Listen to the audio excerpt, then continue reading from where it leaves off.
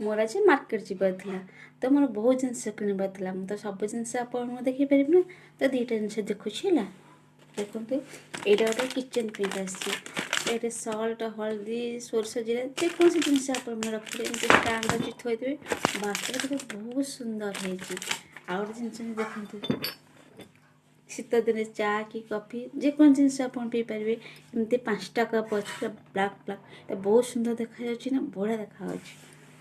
आ मु मार्केट मो पे कुछ खाया पे आनथिले अंडा चप चाउमिन एबे खाइबा देखे केमते लागुची देखो चाउमिन आ अंडा चप ए मो राति खाइबा एला